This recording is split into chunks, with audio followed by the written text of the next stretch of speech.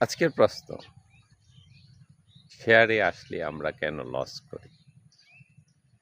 এটার কারণ হলো শেয়ারকে আমরা শেয়ার হিসাবে চিন্তা করে আসি না, আসি এটাকে ব্যবসা হিসাবে চিন্তা করে। আমরা যদি একটু পিছনের দিকে তাকাই, শেয়ার কি ছিল? একটা কোম্পানি কিছু সার্টিফিকেট ইস্যু করতো, তার টাকা দরকার, সে পার্টনারশিপ বিক্রি করত। যারা বুঝে ওই কোম্পানিটা যে ভবিষ্যতে ভালো হবে, তারা এরকম চিন্তাই করতো না কতদিন ধরে রাখবো। আমার কাছে টাকা আছে, আমি সঞ্চয়পত্র কিনেছি, আমি এফডিআর কিনেছি, আমি কিছু শেয়ার কিনবো। That's simple. এবং এই শেয়ারের কাগজগুলা তারা জমির দলিলের সাথে ফাইলের মধ্যে রেখে দিত। বছর বছর একটা ডিভিডেন্ড আসতো, ডিভিডেন্ড ওয়ারেন্ট। সেই যে ডিভিডেন্ড ওয়ারেন্টটা ব্যাংকে জমা দিতে হতো। কোনো বছর ডিভিডেন্ড পাইতো, কোনো বছর পাইতো না। কিন্তু মানুষ এটা নিয়ে অত অরিড ছিল না। যদি দেখতো আমার কোম্পানি আছে, আমার ব্যবসা আছে, তাহলে মানুষ এটা নিয়ে একদম দুশ্চিন্তা করতো না। যেমন আপনি একটা ব্যবসা করছেন, ব্যবসাটা একটু প্রথম দিকে স্ট্রাগলে থাকে, প্রফিট হচ্ছে, আপনি পুরা প্রফিট তুলেন না, কিছু অংশ আপনি বিনিয়োগ মানে রিইনভেস্ট করেন ওই ব্যবসাতে, কিছু অংশ তুলে সংসার খরচে কাজে লাগান।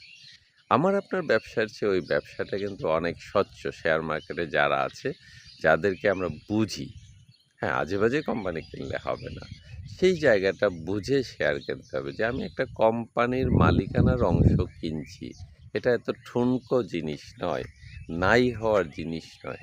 আমি আমার শেয়ার নিয়ে ধরে থাকবো। আমার মেয়ে জন্মিয়েছে, যেমন আমি এটা করেছি, আমার মেয়ে জন্মানোর ১.৫ মাসের মাথায় আমি ৩,১২,০০০ টাকার শেয়ার, জাস্ট ৩,১২,০০০ টাকার শেয়ার কিনে রেখে দিয়েছি তার বিয়ের জন্য। অনেক বছর হয়েছে, মাঝখানে দাম কমতে কমতে ৮০,০০০ টাকায় নেমে গেছে। ৮০,০০০ টাকায় নামার পরে আমি ধরি নাই। আবার যখন ২১ সাল গেল, এটা ১৪,০০,০০০ টাকা উঠেছিল ভ্যালু, আমি তাও ধরি নাই।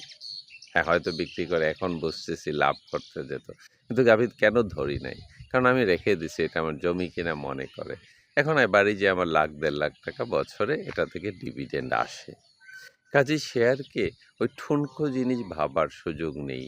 এটা আপনাকে একটা বিনিয়োগের অংশ।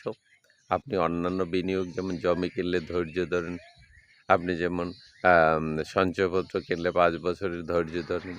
এইখানেও আপনি ধৈর্য ধরেন, বুঝে শুনে কিনে একটা ভালো শেয়ার ন্যায্য দামে কিনে, যেকোনো দামে। বাজারে যখন হাই বসে, যখন পিক হয়, বুলিশ মার্কেট থাকে, তখন আমরা হুমড়ি খেয়ে শেয়ারে পড়ি। কিনতে হবে বিয়ারিশ মার্কেটে। এটা এমন এক জায়গা, যেমন আপনি যদি আজকে স্বর্ণের দাম দেখেন, একজন জেনুইন কেউ আপনাকে বলে, আমার ২,০০,০০০ টাকার স্বর্ণ ভাই, সব কিছু চেক করেন, আমি ১,০০,০০০ টাকায় আপনাকে দিব। সেটা যে দেয়ও না মানুষ, আবার আপনি পাবেনও না, আর পাইলে ছাড়বেনও না। কিন্তু শেয়ারে এটা ঘটে, কারণ ওই যে প্যানিক সৃষ্টি করার সিস্টেম আছে এখানে। বাজার নাই নেই হয়ে যাচ্ছে, কোম্পানি বন্ধ হয়ে যাবে, এরকম অনেক রকম নিউজ আসে। ওই নিউজগুলোকে আপনি যাচাই করবেন, এই নিউজগুলো ফাঁদ। যখন দামটা তোলার সময় হয়, তখন নিউজ তাকে ভালো হবে, ভালো হবে, ভালো হবে। যখন দাম ফেলানোর সময় হয়, তখন পয়সা দিয়ে নিউজ করা হয়, আর নাই, সব শেষ হয়ে যাবে, শেয়ার বাজার নাই হয়ে যাবে। এই নিউজগুলোকে আপনি কতটা যৌক্তিক মনে করেন, নিজের যুক্তি বিবেচনা করে সেটা চিন্তা করবেন। আসলে শেয়ারে নাই হওয়ার সুযোগ নাই, যদি ফান্ডামেন্টালি স্ট্রং শেয়ার ন্যায্য দামে কিনেন। দাম কমে আপনাকে মাইন্ডসেটটা ঠিক করতে হবে, আমার কাছে শেয়ার আছে। এটা ফরেক্সে যেমন আছে, ফরেক্সে ট্রেড করলে এটা দামের বা কোম্পানি নেই কিছু পিছনে, শুধু রেটের কেনা বেচা। এখানে কিন্তু কোম্পানি আছে, যেমন আপনি ব্র্যাক ব্যাংক, বিকাশ আছে, ব্র্যাক ব্যাংকের একটা প্রোডাক্ট, হিউজ ব্যবসা হচ্ছে। কারণ ব্র্যাক ব্যাংকের দাম যদি কোনো একটা নিউজ থেকে দামটা কমে ৩০ টাকায় আসে, তখন কি হবে? এটা আপনার জন্য সুযোগ, আপনাকে বেশি করে কিনতে হবে। হুমড়ি খেয়ে বেচে দিবেন কেন? যে বিকাশ কি বন্ধ হয়ে যাচ্ছে? ব্র্যাক ব্যাংকের কি এরকম কিছু দুর্ঘটনা ঘটেছে?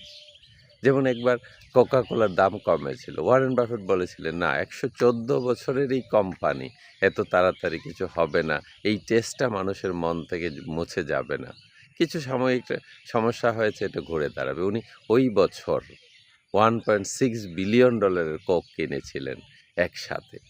কাজেই যখন দুর্দিন আসে শেয়ার বাজারে, আসলে বিনিয়োগকারীর জন্য সুদিন। এইভাবে বুঝে শুনে কিনতে হবে।